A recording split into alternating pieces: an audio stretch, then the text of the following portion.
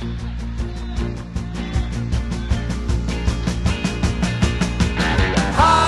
town, going down to hockey town, whoa, whoa.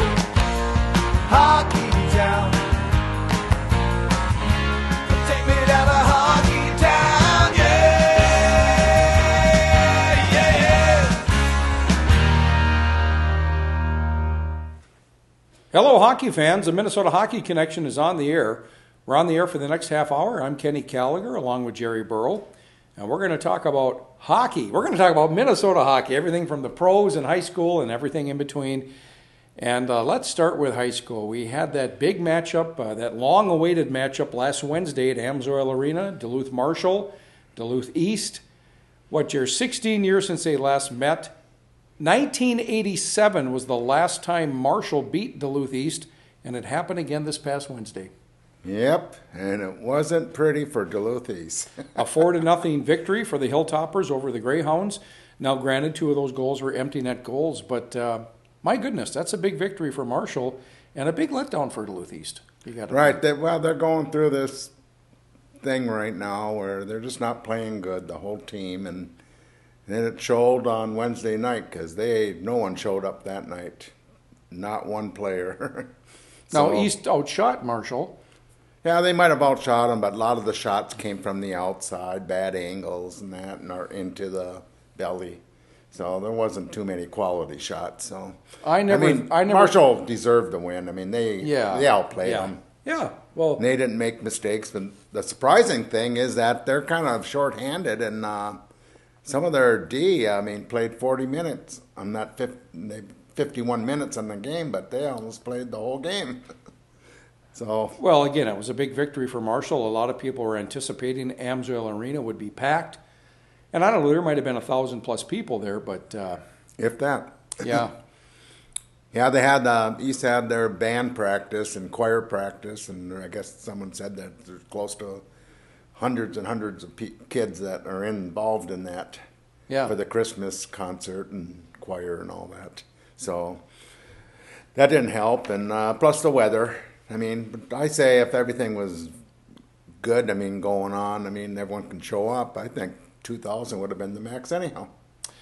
Well, again, Marshall, a big win over Duluth East, and now they've got to keep their winning ways, and there's a little bit of a break here now during the Christmas holiday, with the exception of the holiday tournaments. Lots of holiday tournaments, and here's some right here. You got the Heritage Tournament. Right there. Look at that. And then you got the Marshall Tournament, and you can read them off. Yeah, the Marshall Hilltopper Holiday Tournament, December 29th through the 31st. That starts on Tuesday. A lot of them start on Monday, but the Marshall Hilltoppers on Tuesday. Yeah, all games at Mars Lakeview Arena, home of the Hilltoppers. Tuesday, December 29th, Roseville will play Superior, and Hermantown will play Delano. And Duluth-Marshall will play Notre Dame of Wisconsin, a great Wisconsin team. And Bemidji will play Cloquet on Tuesday the 29th. And Bemidji's in the top 5, number 3. I got them. Some people have them down to 7, but they're just a good team. Yeah, semifinal games will be played Wednesday, December 30th. And then the 7th place, the consolation, of course, the 3rd place and championship games will be played Thursday, December 31st, Marshall Hilltopper Holiday Tournament. And that championship game, 3:30. And let's poll for Marshall and Hermantown to be in that. There you go. Hermantown lost their first game. They played Minnetonka down in Minnetonka on Saturday, and they lost 3-0. So that's their first loss of the season. And Breck came up here, and they beat Duluth-Marshall, 6-1 up here. So right now, Breck's taken over number 1 in my rankings, and Hermantown's number 2 because of that. Well, let's take a look at the rankings then. You've got Breck number 1 in Class A. Yeah. Hermantown's been number 1 all season until now. Right. And Hermantown, those are the 2 top teams, and then the rest you can throw in a hat. So number 3 is Montemita. Number 4, St. Cloud Apollo. Number 5, Delano. And that's another team that's in that Hilltopper tournament, so that's a very good team too. Number 6, Hibbing. Number 7, St. Paul Academy. Number 8, St. Cloud Cathedral. Number 9, East Grand Forks. And number 10, Thief River Falls. And then in teams to watch in Class A, we got Duluth Denfeld. They're playing pretty decent hockey for what they have, and they'll get better. And they got a real good goaltender, so you never know what's going to happen. But then Greenway, Coleraine, Nashua, Keewatin. And then they have Laverne. Your Laverne is still in the teams to watch. New Ulm, Orono, Princeton, Sartell, St. Stephen, and St. Paul Johnson. Well, it's good to see Greenway at least in teams to watch, and maybe they'll make the top 10 eventually here. Right. But you got to go back, at least 10, 15 years ago until Greenway, the Geyer. Right, Geyer and Sertich. Yeah. When they were on that team. They made a state run. Did they win the championship that year? No. They didn't win it? No. Okay. No. They lost in the semis, but they came back in the quarterfinal game against Eden Prairie, tied the game right in the last minute, and the crowd went crazy, and they won it in overtime. And but then they lost the next night. And if you go into the Iron Range to look for the town of Greenway, you will not find it. Greenway is in the community of Coleraine. The high school was named after a fella by the name of Greenway. Really? Yeah. Yeah, that's good history. Yeah. Okay, then we got the Class AA, the big schools.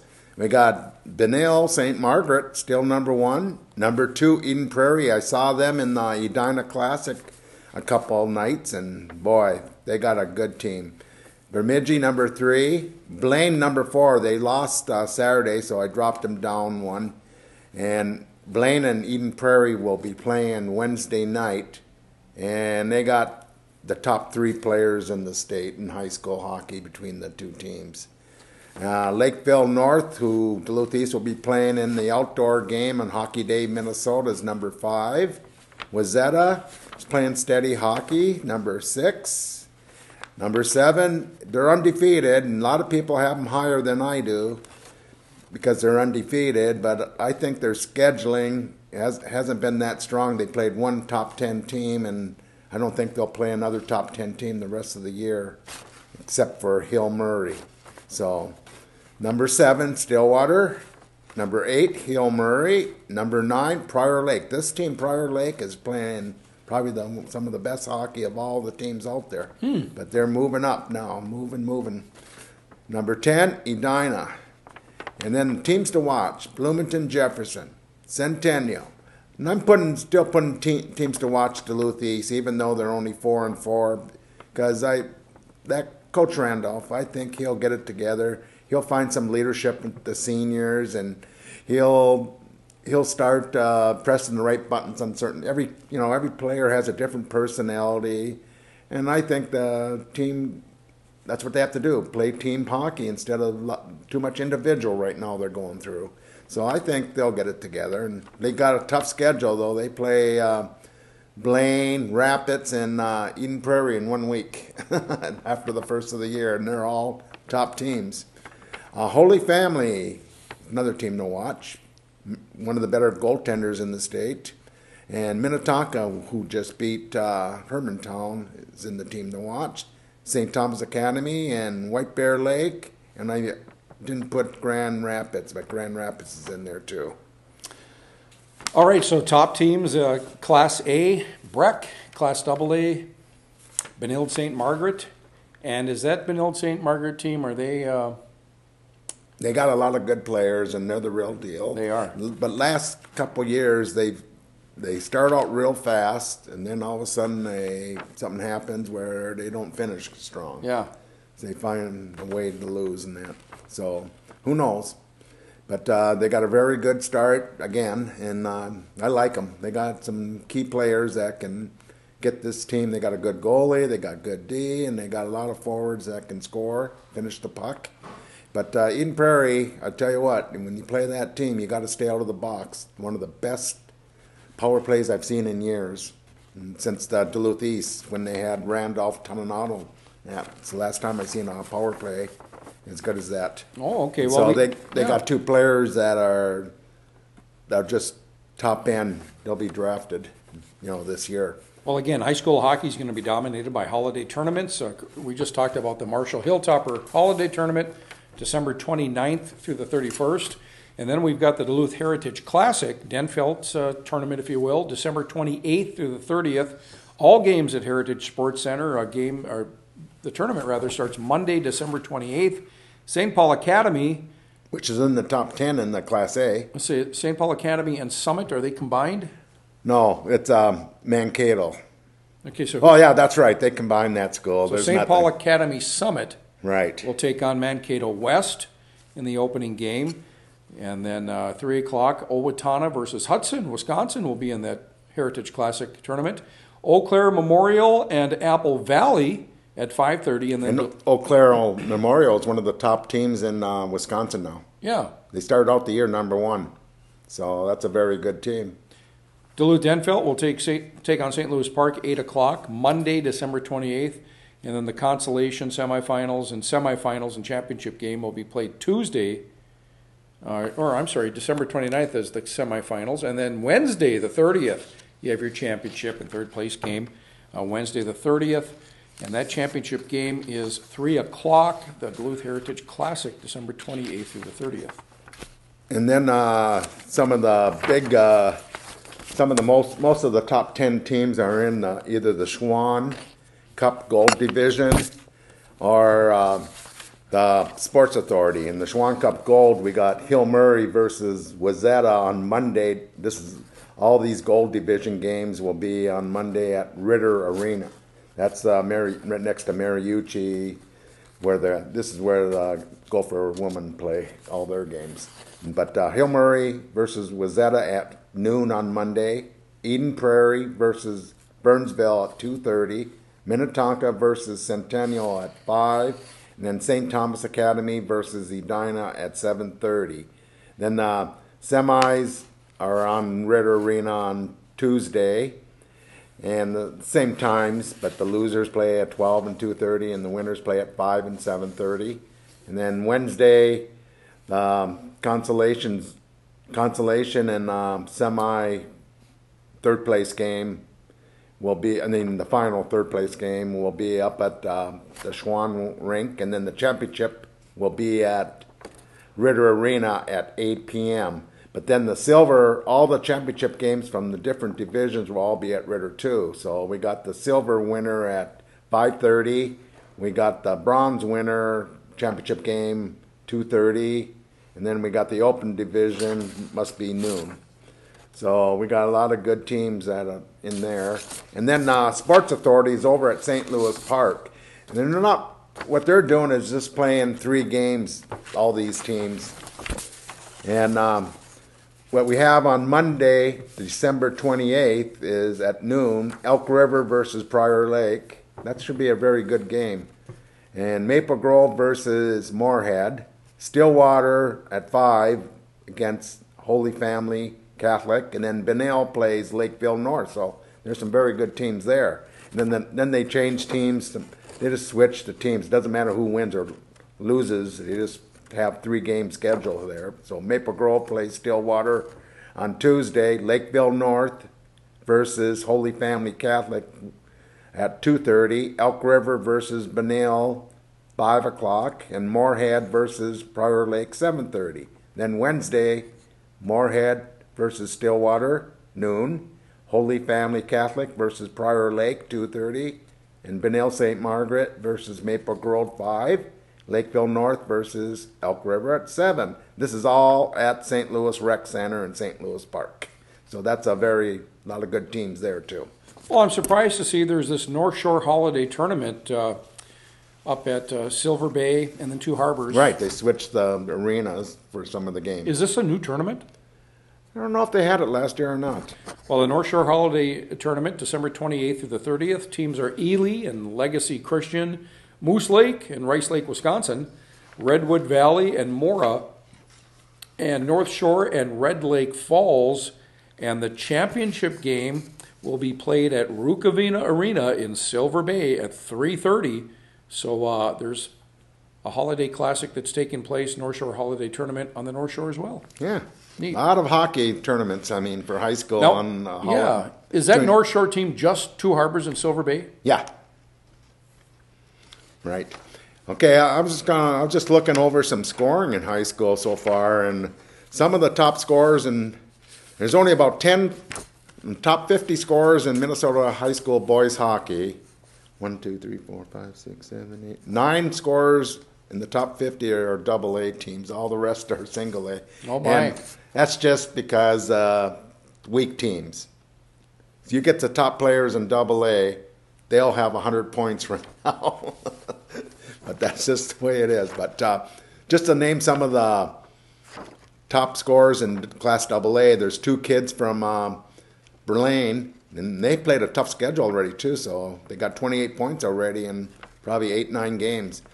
Luke Notterman, a forward, and Riley Tufty, who's coming here. This kid, I think, is going to be Mr. Hockey. 6'5", 6'5 and a half, and he's already got 28 points, both of those guys. He's coming to UMD. UMD. Yeah. Okay. So, boy, and I think he's going to be Mr. Hockey. He's just, everyone's just raving about him. And where does he play at? Blaine. Oh, okay. And East plays them on the 2nd up here at the Heritage Center. Well, there you go. So January 2nd. 3 o'clock in the afternoon. Heritage.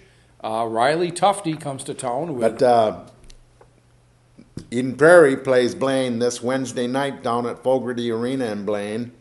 And I think the game is 7 o'clock. And it might be 7:30, but 7 o'clock you can check in the website on the Hockey Hub or Follow the Puck. They'll have the schedules. Yeah. But there's 2 players from Eden Prairie that are Casey Middlestead, that's going to the Gophers, and Michael Graham, that was going to go to UMD, but he's going to Notre Dame now. But those 2 guys, they played great in the Dinah Classic, and when they get on the power play, holy cow, do they move the puck. And boy, that's going to be 4 good players, the best in the state, I think. All right. So that's a game to see if you're a high school hockey fan down there in Blaine on Wednesday night. So some other players that are playing pretty good. We got 3 kids from Benil. We got Cade Gleekle, we got Augie Moore, and we got, I don't even have them on here. I missed one. But there's another kid that's been scoring a lot. And then we got Will Guerin from Holy Family. So they can't get the points like the small schools, but these kids are doing pretty good right now for this early in the season. To give you an idea, the top goaler for Duluth East has 9 points. These guys are close to 30 already. So that's a big difference. So goalies, we got Jared Moll from Holy Family Catholic that's playing the best, highest percentage, .945. So you can't beat that. You don't give too many goals up when you get that percentage. But we got Luke Olson that's playing pretty good. He's 9th in the state for Hermantown. And then there's another Northwest kid. He's only a sophomore, Matt Fitzgerald for Bemidji, and that's why Bemidji's in the top 10, in the top 5 in many polls this year, because this sophomore goalie's really doing it good. Oh. Then the 2 goalies that I think should be up for the Frank Brinsmick Award for the top goalie of the year for our senior are Denfield's own River Alander and Wazetta's Alex Schilling. And right now they're 31 and 33 in the state, but that's very misleading because you have to go by some of the schedules and some of the teams they've played already, and they've been getting a lot of shots and that, so I think they'll still be up there for the top goalie of the year. Well, high school hockey will be, again, a lot of holiday tournaments coming up. December 28th through the 30th, the Duluth Heritage Classic. And then we've got the one that Marshall is in coming up on, where's that here? The Duluth Marshall Hill. Yeah, the 28th through the 30th. So, yeah. And college hockey is in a little bit of a lull right now because of the holidays. UMD Bulldogs' last games were against North Dakota, December 11th and 12th, back-to-back losses at Amsoil Arena. They'll resume January 2nd at Amsoil. They'll take on the USA 18 team, and then the Bulldogs will travel to Miami, Ohio to get back into competition play, if you will, January 8th and 9th. And the Minnesota Wild, Jared, the Minnesota Wild are playing very well. They've got a big 4-game homestand that starts tonight. We're taping Monday, December 21st. Tonight with Dallas. They'll play Montreal on Tuesday. They'll host Pittsburgh on Saturday and Detroit on the 28th. So a big 4-game homestand. All those games start at 7 o'clock. And these are 4 big games for this team. These are 4 good teams. 4 good teams. So, I mean, they're playing at home. So I'm hoping they can get 3 out of 4 out of this. That'd be nice. Yep. And then they go on the road for 4 games. So then they go on the road for St. Louis, which is a good team. They'll be at St. Louis on New Year's Eve. Yeah, and then on Saturday the 2nd, they got Tampa Bay Lightning. Then they got the Panthers. They haven't been doing that good. And the Blue Jackets haven't been doing that good, but they're on the road. And most teams have harder time on the road. I never understand why there's so much difference in that. I can see a difference of a goal maybe, but, you know. Well, it's interesting. The Wild have a total of 5 games that they'll play on Monday.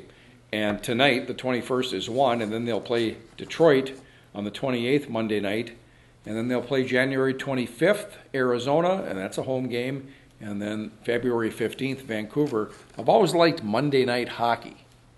And I don't think there's enough of it. Of course, the NFL's got Monday night football, but who watches that?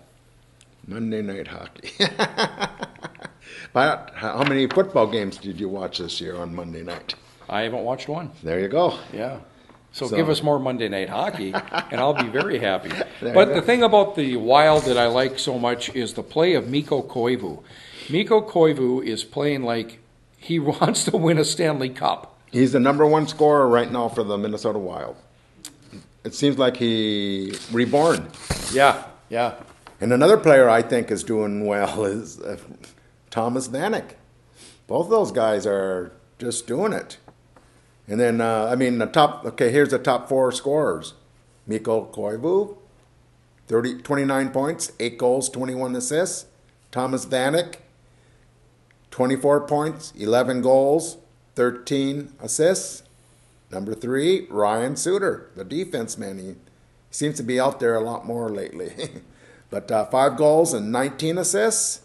And then Zach Parise, 20 points, but he missed a few games there. He missed 8 games. So he has 11 goals and 9 assists for 20 points. So the funny thing about it, all these guys are right there around 30 years old or older. So these are the senior members of the team doing it. So good for them. Well, just look at look who's scoring on I was at the Vancouver and the Rangers game last week. Got Vanek, Parise, Koivu scored in that game. Suter scored. You had 11 goals between the 2 games. Right.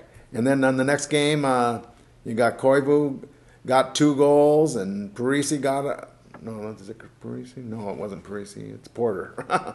Porter, who never gets a goal, got a goal. Yeah. And that was a pretty nice goal because he was almost at the goal line Yeah. when he shot that.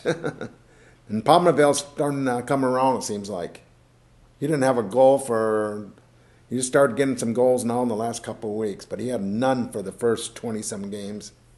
That's amazing. He's supposed to be their number 1 goal person, you know. So about time. He has 4 goals now, but he has a lot of assists. So, but he's starting to come around, so that's a good sign. So the main thing is Dubnik's back. Kemper played pretty good, I thought. What's up with Nicholas Backstrom? Well, is he practicing with the team? Probably is, but he's the 3rd goalie. Yeah. He's the 3rd goalie. So I don't think they put him down in Iowa, and probably is in his contract that he wouldn't go down there, but you'd think he'd be pretty rusty if he doesn't practice. So his playing days with the Wild are apparently numbered. Oh, yeah, just that no one is going to pick up that contract that he has. Yep. No one wants to pay that money. So the Wild are eating it probably. So, but I'm saying these guys can stay healthy. I mean, they have a good chance of making the playoffs again. But they have a different kind of system now. It's a top 3 in each, what's the Central Conference for the Wild? Central Division, yeah. Central Division. Yeah. And then 3 from the West, is it Western?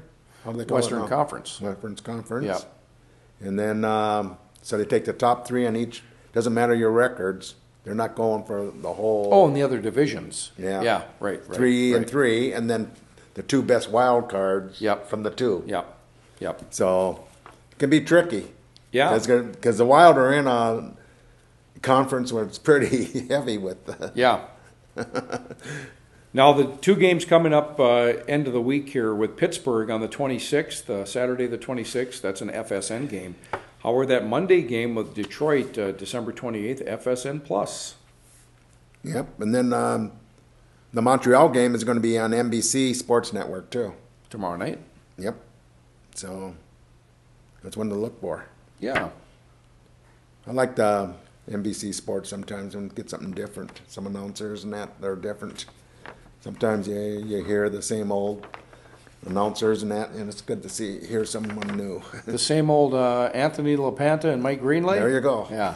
Well, I got to tell you, I like Anthony LaPanta and Mike Greenlay, and Mike Greenlay's been doing this now a long time as an analyst, if you will, and he does a very good job. There you go. But it's just good, I think, to see someone else sometimes, just to hear someone else. Still miss Mr. L. Shaver. Yeah. And then, of course, we just lost Glenn Sonmore. Right. Glenn Sonmore passed away last week at the ripe age of 86. And they had the funeral for him this past week. And I know John Gilbert was down there. Yep, a lot of people were out. Well, good. Glenn was a good old boy. Well, he was. He was old school, and he was a Canadian. Made his way to Minnesota. Started working for the Minnesota Fighting Saints, and then the Minnesota Gophers, the Minnesota North Stars, and a scout. And yeah, they're going to have a hockey Mount Rushmore with Herbie, Glenn, Mariucci, and who's the 4th? Well, I don't know. Is this Is this something? No, I'm just kidding. Oh, okay. It sounded good. Yeah. Geez, I don't know who would be the 4th one on there. We'd have to think about that for a bit, but yeah. Right.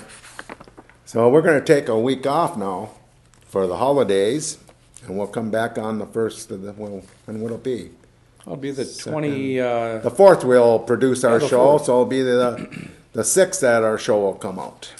Well, with that, the Minnesota Hockey Connection is online. You can find us at minnesotahockeyconnection.com. Of course, like us on Facebook. And we want to thank the staff at PACT-TV. This program is produced in the studios of PACT Television.